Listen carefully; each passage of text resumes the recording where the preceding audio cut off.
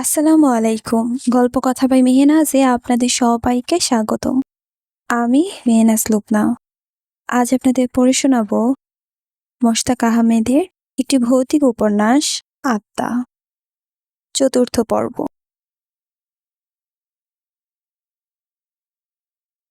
Dining টেবিলের চারপাশে সবাই স্থির হয়ে বসে আছে। কারোর যেন নড়ার সাহসও নেই। ভুলেও কেউ দেয়ালের লেখাটার দিকে তাকাচ্ছে না। তারা নিশ্চিত আত্মা এই বাড়িতেই আছে। হয়তো তাদের পর্যবেক্ষণ করছে, অথবা তাদের নিয়ে গিনপিক খেলা খেলছে। অনেকক্ষণ বসে থাকার পর রাশেদ সাহেব বললেন, আমার কি আত্মার সাথে কথা বলার চেষ্টা করতে পারি? শায়লা সাথে সাথে বললেন, তোমার আবার আত্মার সাথে কথা বলার কি দরকার? আত্মাকে ডেকে এনে কি বিপদ? কথা বললে কি না কি বিপদ হয়? তাহলে আমরা কি এখানে এভাবেই বসে থাকবো? কোনোভাবেই আমাদের রাতটা পার করতে হবে। কিভাবে করবে? এখন বাজে 10:30। ভোর হতে সেই 5টায়।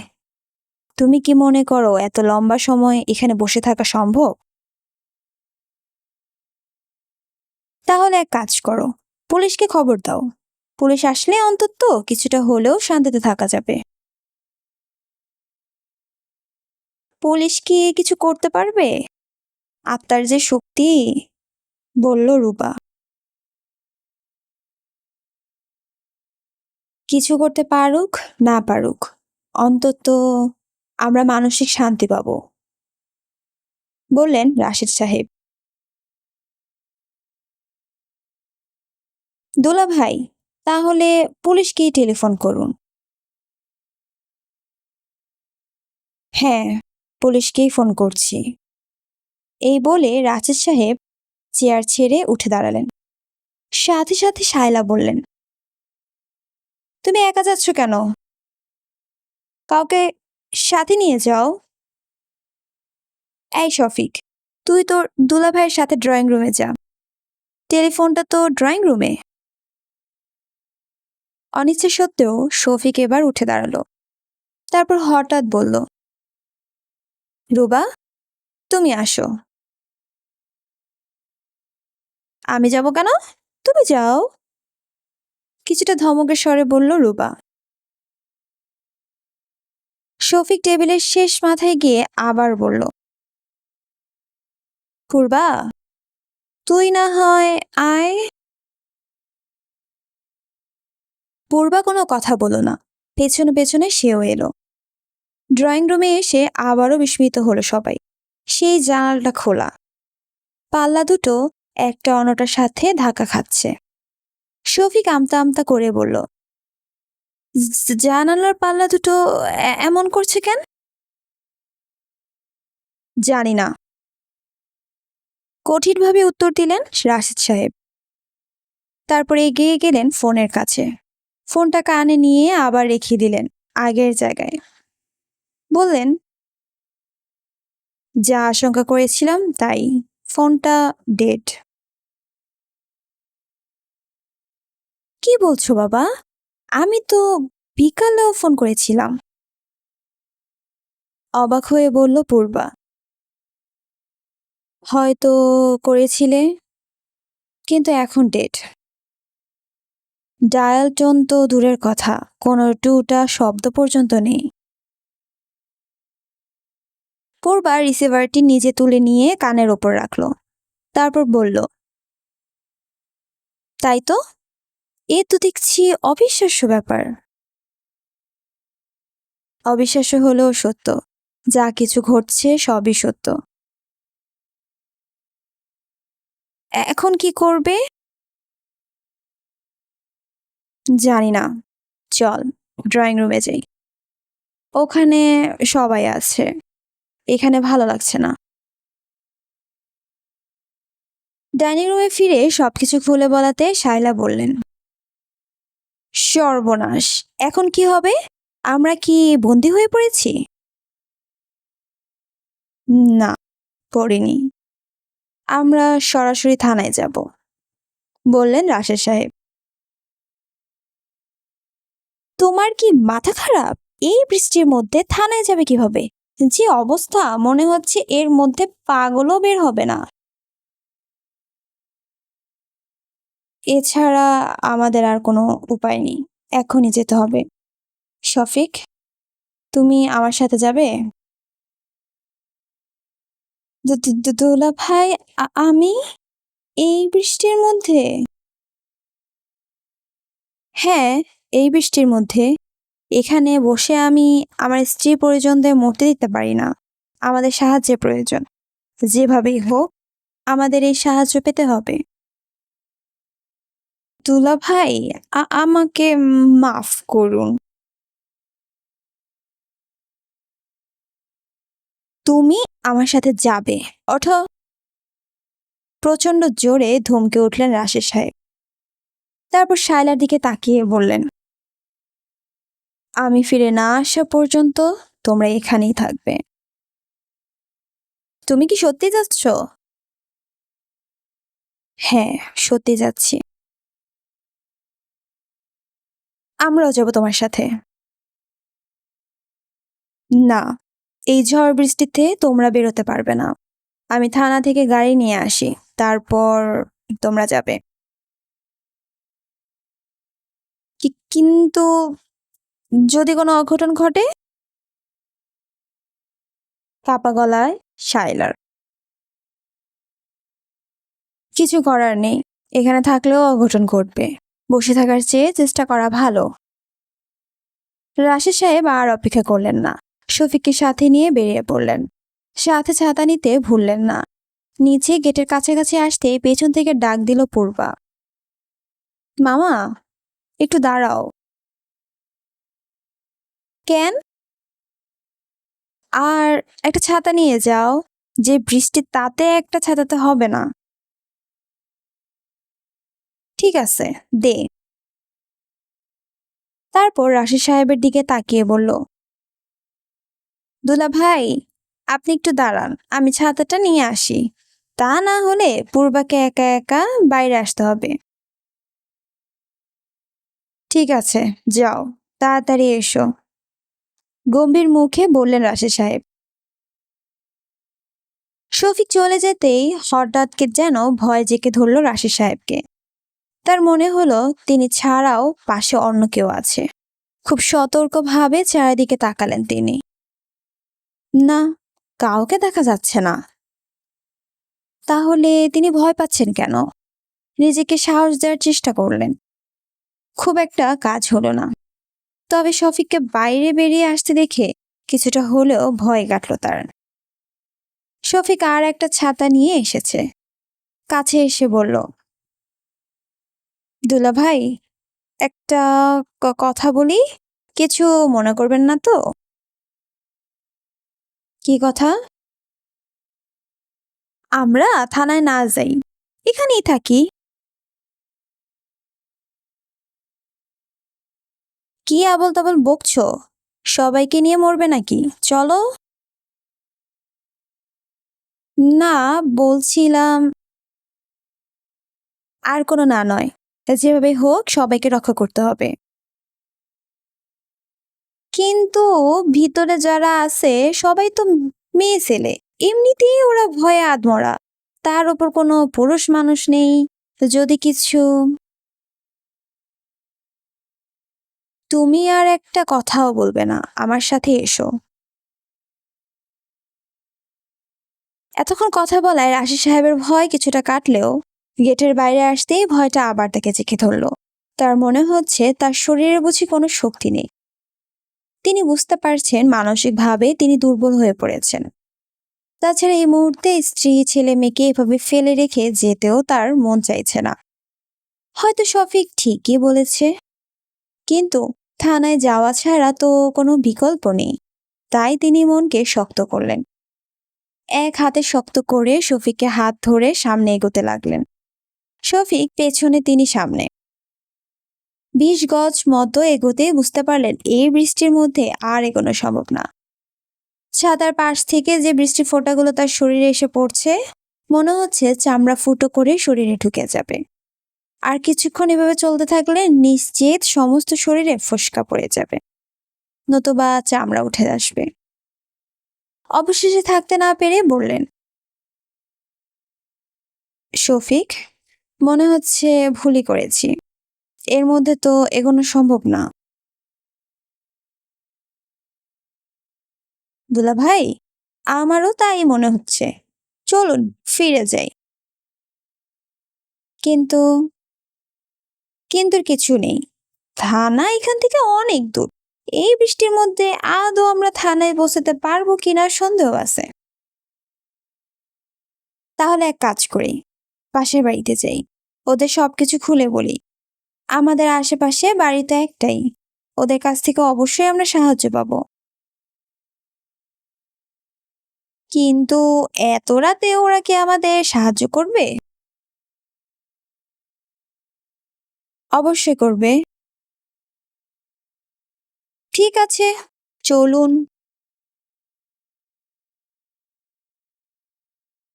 তারা দুজন নিকটবর্তী বাড়িটার বাইরের গেটে এসে দাঁড়ালো। এই বাড়িটা অনেক বড়, গেটটাও উঁচু। রাশি সাহেবের সাথে বাড়ির মালিক আমির সাহেব এবং তার পরিবারের ভালো সম্পর্ক রয়েছে। রাশি সাহেব বাইরের লোহার গেটে বড় তালা ঝুলতে দেখলেন। অবশ্য এত রাতেই গেটে তালা ঝোলাটাই স্বাভাবিক। তিনি ডান পাশের কলিং বেলে চাপ দিতেই ভেতরে শব্দ শোনা গেল। তবে কেউ এলো না, কোনো সাড়া শব্দও নেই। বেশ কয়েকবার কলিং বেলে চাপ দিয়েও কোনো লাভ হলো না। কিছুটা সন্দেহ নিয়ে রাশি সাহেব বললেন, কি ব্যাপার, কেউ আসছে না কেন? তারপর হঠাৎ মনে পড়েছে এমন ভাবেই বললেন, ও হ্যাঁ, আমির সাহেব এবং তার পরিবার তো 3 দিন আগে গ্রামের বাড়িতে গেছে। আমার তো মনেই ছিল না।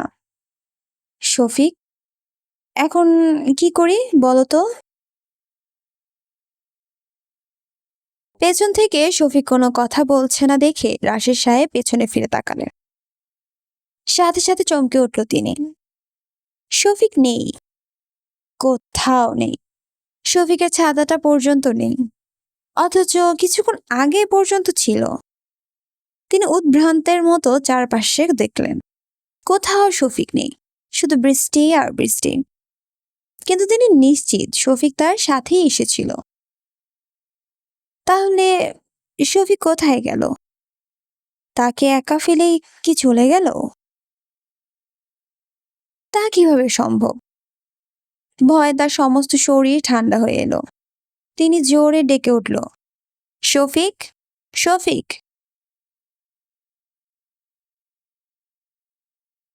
রাশি সাহেব বুঝতে পারলেন তার মুখ দিয়ে কোনো শব্দ বের হচ্ছে না।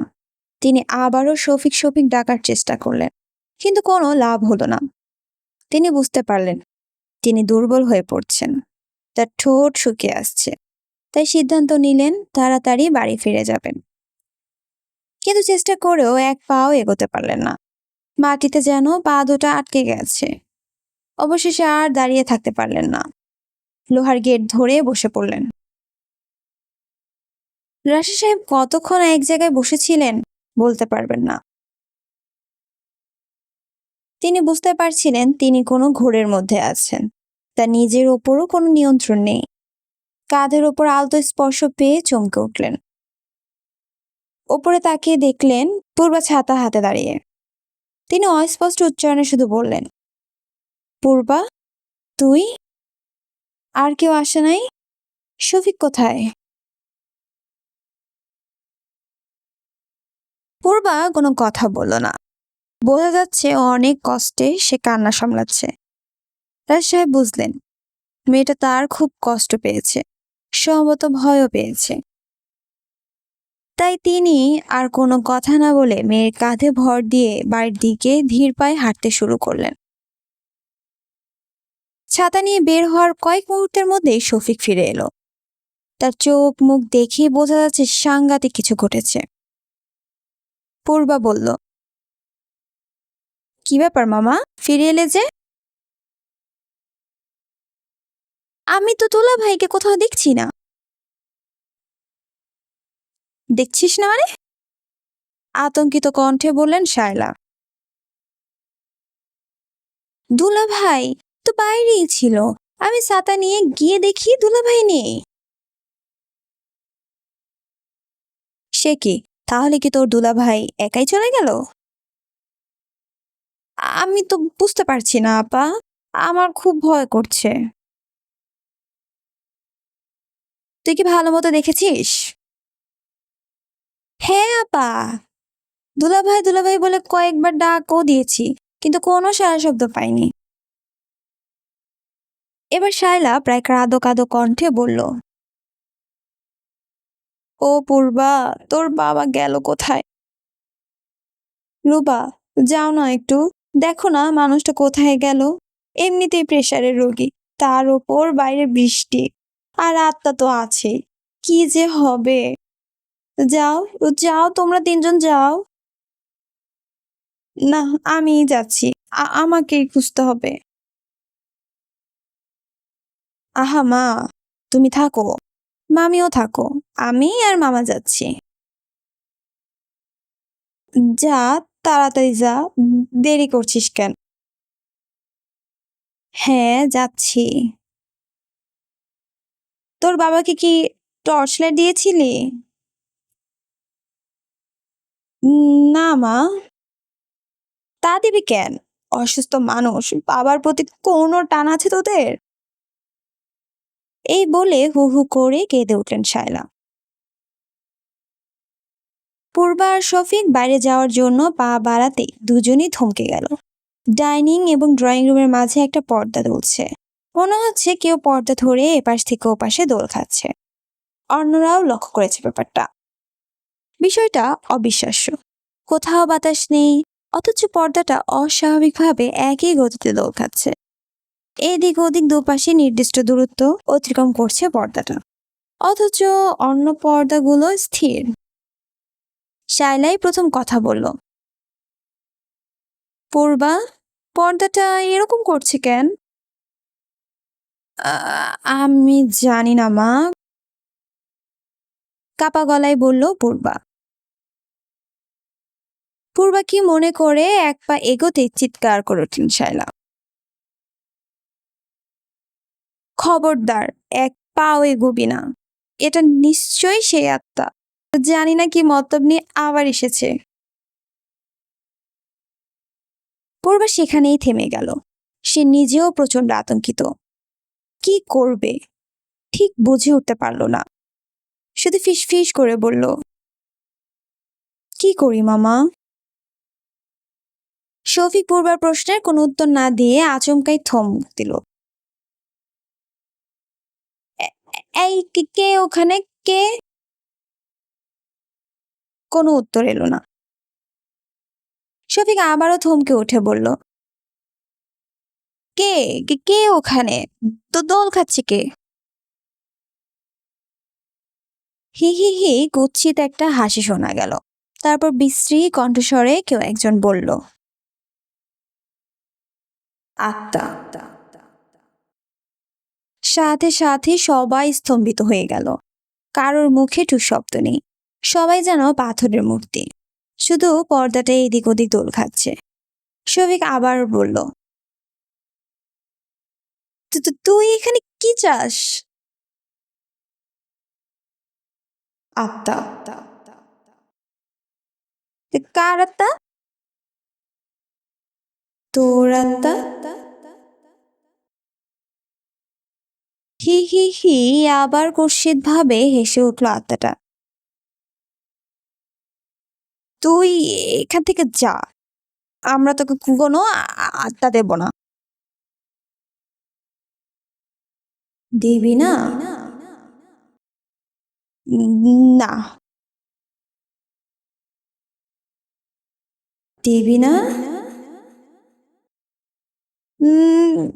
না।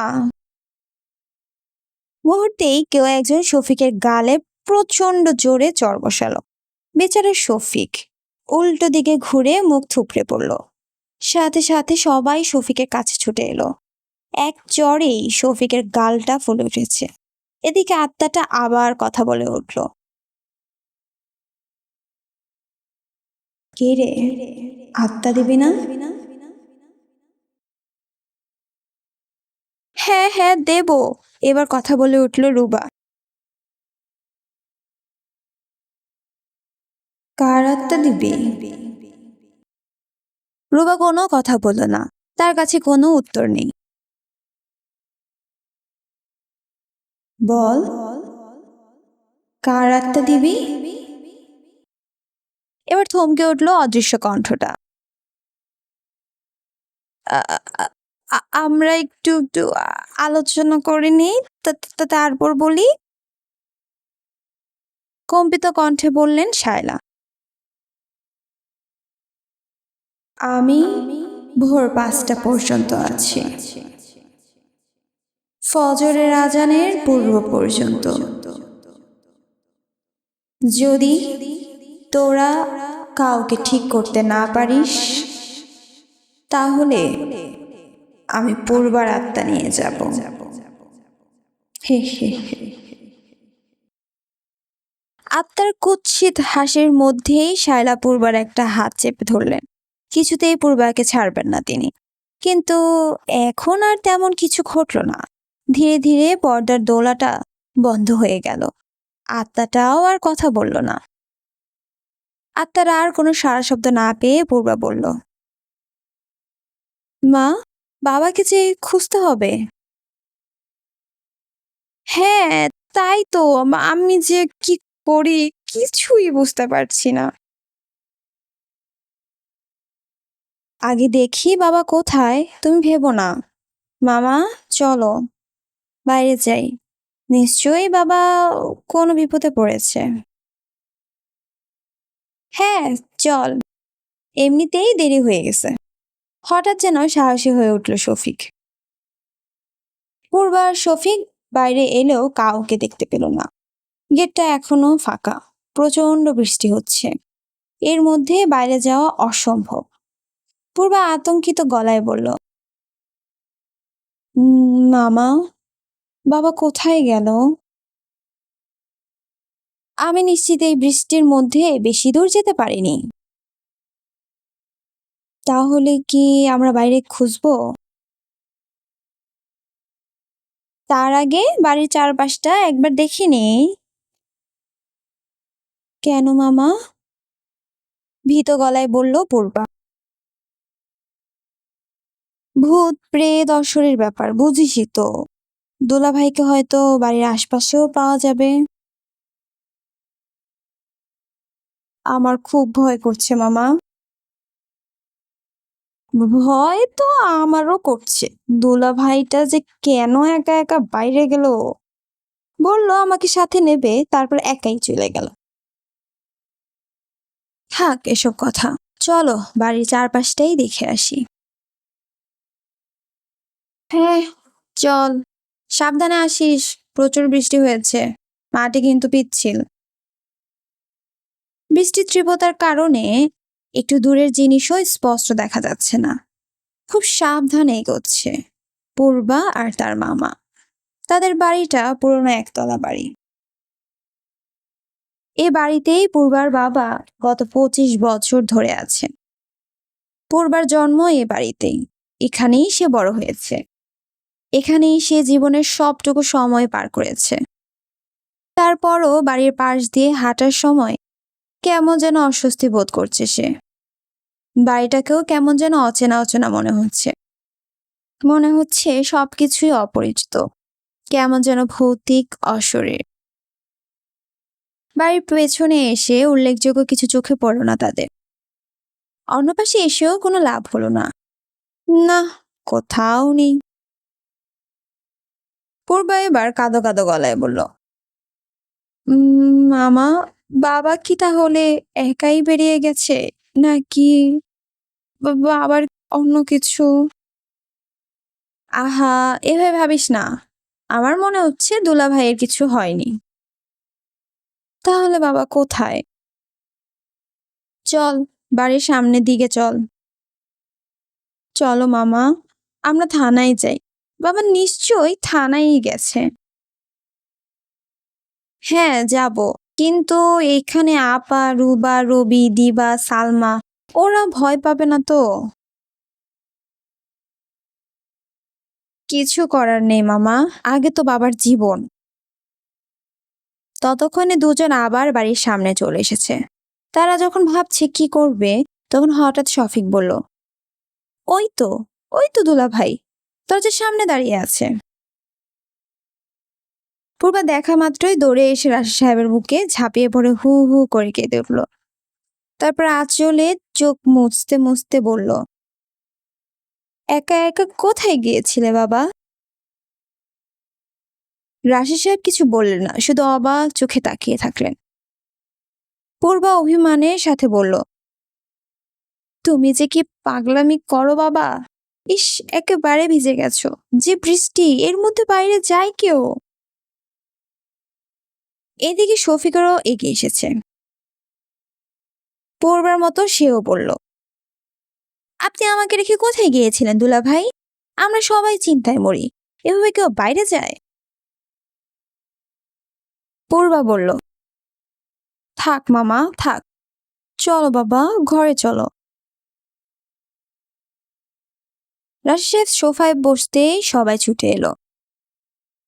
পূর্বা একটা তোয়ালে দিয়ে রাশি সাহেবের মাথা মুছে দিতে লাগলো। সায়রা সামনে এসে নরম সুরে বললেন, তুমি ঠিক আছো তো? রাশি সাহেব হঠাৎ রেগে উঠলেন, আমি ঠিক আছি কি না তা তোমার এই গুণধর ভাইকে জিজ্ঞেস করো। সে কিভাবে আমাকে একা ফেলে চলে এলো? কি বলছো এসব? শফিক তো এখানেই ছিল, ও ছাতা নিয়ে গিয়ে দেখে তুমি নেই। তা কি করে সম্ভব? শফিক তো আমার সাথেই গেল। তারপর আমির সাহেবের বাড়ির সামনে গিয়ে পেছন থেকে চলে এলো। আমি ঘুরে দেখি শফিক নেই। কি যে ভয় পেয়েছিলাম। তোমার মাথায় কি ঠিক আছে? অবাক হয়ে বললেন শায়লা। আমার মাথা ঠিকই আছে, আমি যা বলছি সবই সত্য। কিন্তু ও তো এখানেই ছিল, আমাদের সাথেই ছিল। রাশি সাহেব ভ্রু কুঁচকে বললেন, কি বলছো এসব? তাই যদি হয়, তাহলে আমাকে আনতে পূর্বাকে পাঠালে কেন? ওকে পাঠালে না কেন? মেয়েটা একা একা সে আমির সাহেবের বাড়ি পর্যন্ত এলো। কি বলছো বাবা? চোখ বড় বড় করে বলল পূর্বা। আমি তো আমির কাকাদের বাড়ি যাইনি। আমি আর মামা তোমাকে খুঁজতে বাড়ির চারপাশে গেছি মাত্র।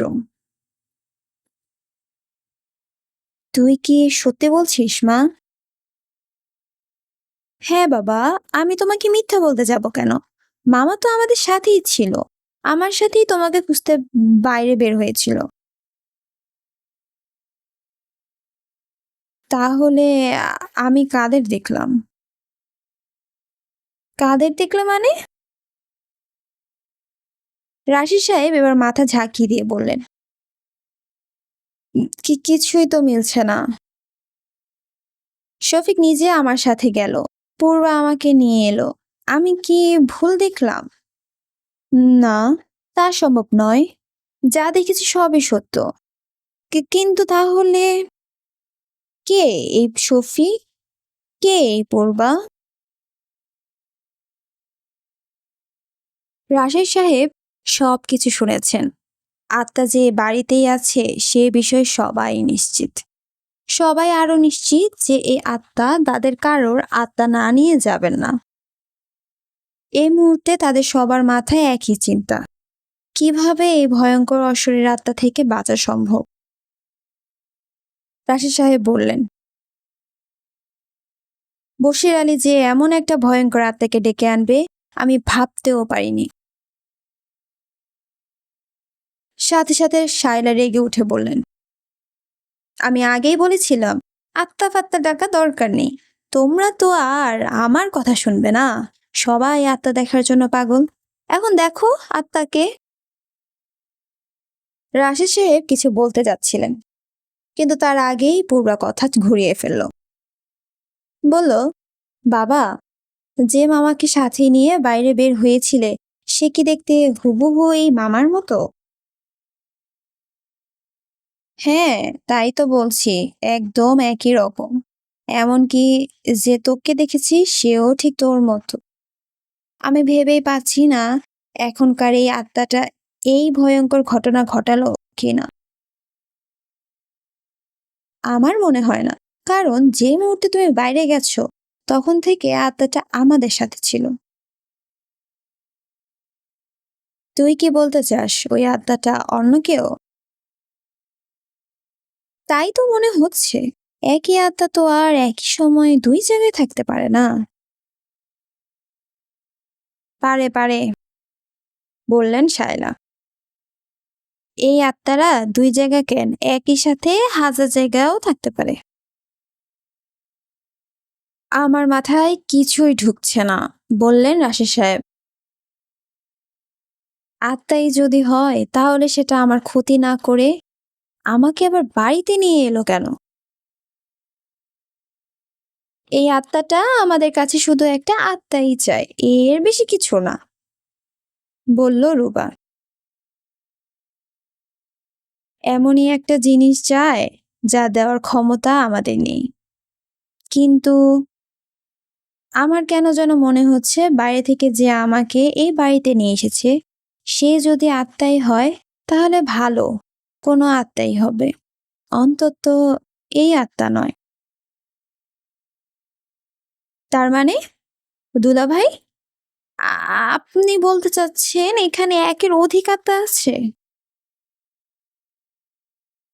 আমার তাই মনে হচ্ছে, বললেন রাশি সাহেব। সবাই যেন কয়েক মুহূর্তের জন্য থমকে গেল। রাশি সাহেব আবার বললেন, আমার মনে হয় বাড়ির ভিতরের আত্মাটাই খারাপ আর বাইরের আত্মাটা ভালো। তাহলে বাইরের আত্মাটা ভিতরে আসছে না কেন? উত্তেজিত হয়ে বলল শফিক। নিশ্চয়ই আসতে পারছে না, হয়তো খারাপ আত্মাটার শক্তি বেশি। আমরা কি বাইরের আত্মাটাকে ভিতরে আসতে বলতে পারি না? মামা, আমরা এখনো নিশ্চিত নই যে বাইরে সত্যিই একটা আত্মা রয়েছে এবং তার স্বভাব ভালো। যদি সত্যি সত্যি ভালো হতো তাহলে বাবাকে আগেই ফিরে নিয়ে আসতো।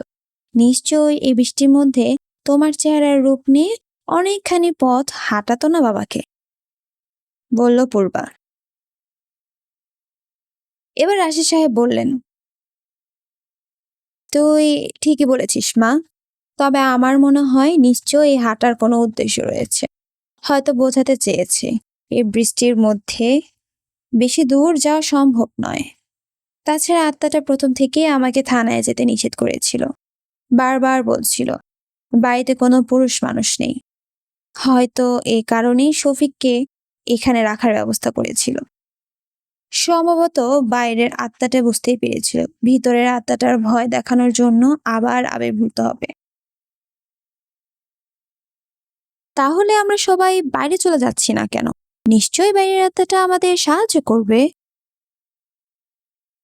রাশি সাহেব কিছুটা হতাশ গলায় বলল, আমি জানি না মা, তবে বুঝতে পারছি এখানে থাকলে আমাদের ভয়াবহ পরিণতি বরণ করতে হবে। আমাদের উচিত যত দ্রুত সম্ভব এ বাড়ি ত্যাগ করা। কিন্তু কোথায় যাব? প্রশ্ন করল শফিক। এই বৃষ্টির মধ্যে তো আমাদের পক্ষে বেশি দূর এগোনোও সম্ভব না। তা অবশ্য তুমি ঠিকই বলেছ। কাছাকাছি একমাত্র বাড়ি আমির সাহেবের, সেখানে যাওয়া যেত। কিন্তু তারা তো কেউ বাড়ি নেই। বাবা, তাহলে আমরা এক কাজ করি, আমরা সোজা থানার দিকে হাঁটা শুরু করি। যা থাকে কপালে সেটাই হবে। এই বৃষ্টির মধ্যে কিভাবে সম্ভব? তাছাড়া তোর মার শরীরে জ্বর। আমি পারবো, আমার কোনো অসুবিধা হবে না। এখানে থাকার চেয়ে বাইরে যাওয়া অনেক ভালো, বললেন শায়লা।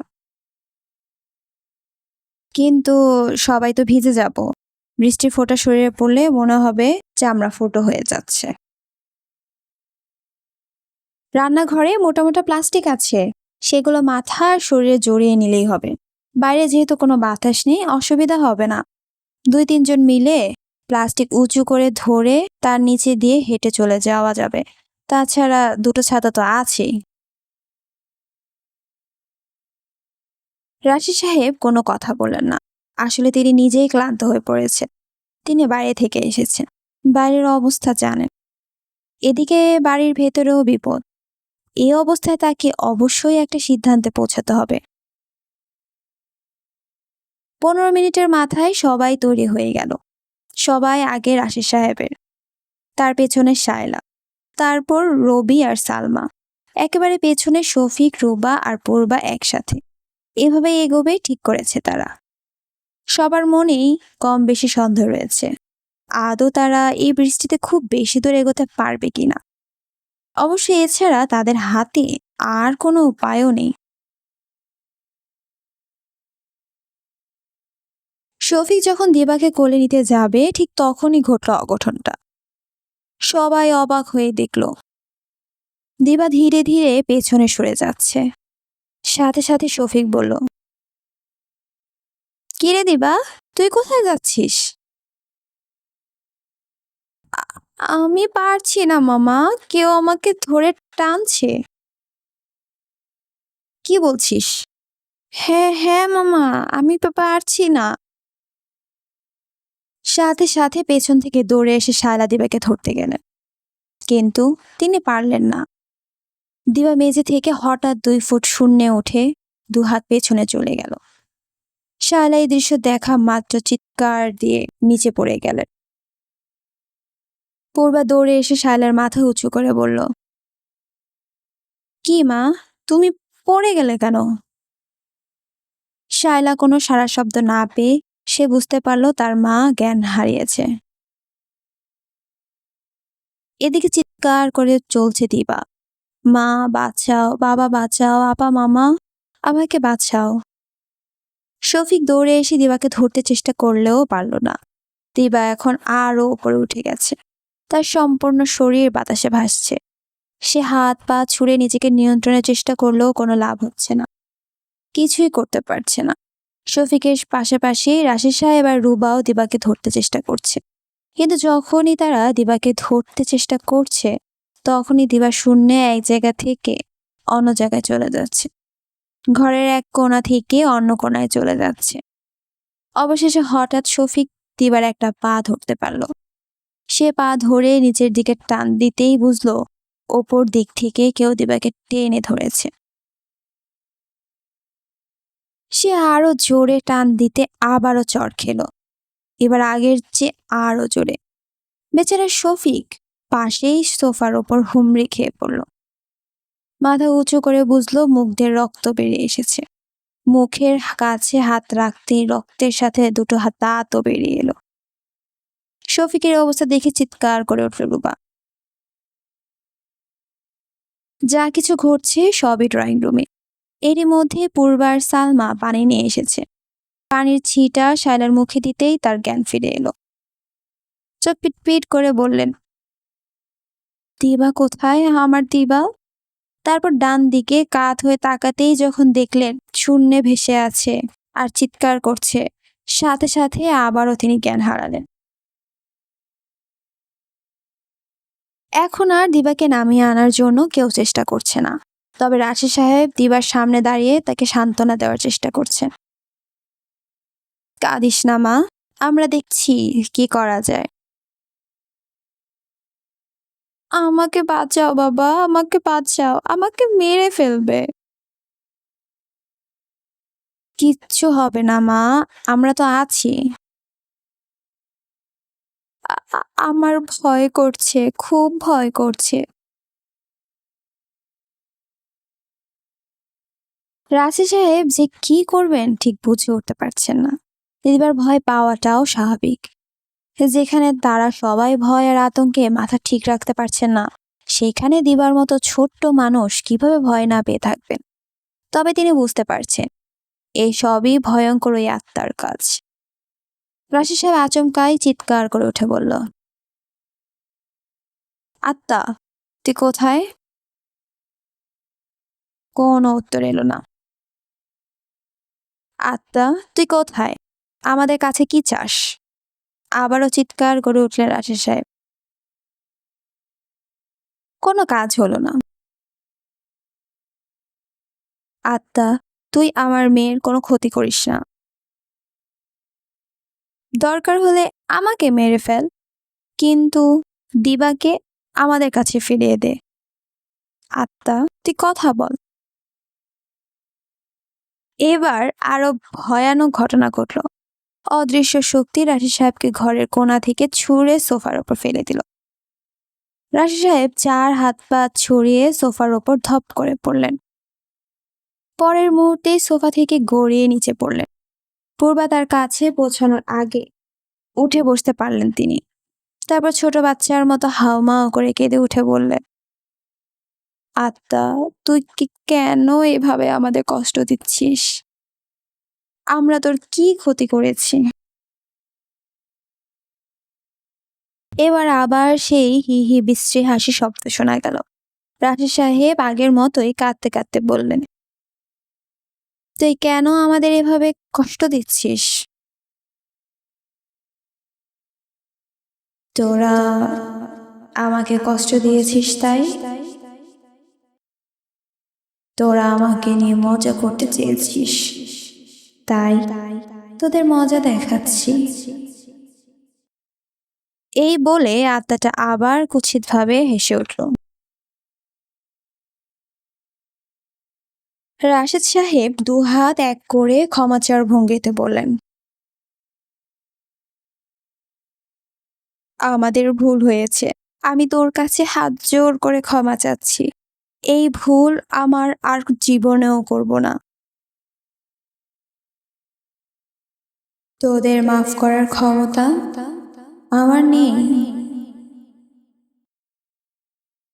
কেন? তোদের ভয়াবহ প্রায়শ্চিত্ত করতে হবে। কি প্রায়শ্চিত্ত? অস্পষ্ট স্বরে বললেন রাশেদ সাহেব। আমাকে একটা আত্মা দিতে হবে। আমি তোদের বাড়ি থেকে একটা আত্মা চাই, যে কারোর আত্মা, এবং তা আজ রাতে। কিন্তু তা কিভাবে সম্ভব? আমরা সবাই আপনজন, আমরা কিভাবে আত্মা দেব? আমিও তো আমার আপনজন ছিলাম। আমি কি আমাকে হত্যা করিনি? করেছি, নিষ্ঠুরভাবে হত্যা করেছি। আত্মহত্যা, সে কি কষ্ট! আমি চাই আমিও এভাবে অন্যদের কষ্ট দিই। এটা তো অন্যায়। আমার কাছে ন্যায় অন্যায় বলতে কিছুই নেই। আগে বল, আমাকে আত্মা দিবি।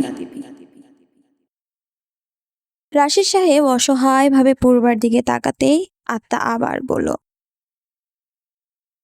যদি না দিস তাহলে তো জানিসই আমি তোর বড় মেয়ের পূর্বার আত্মা নিয়ে যাব।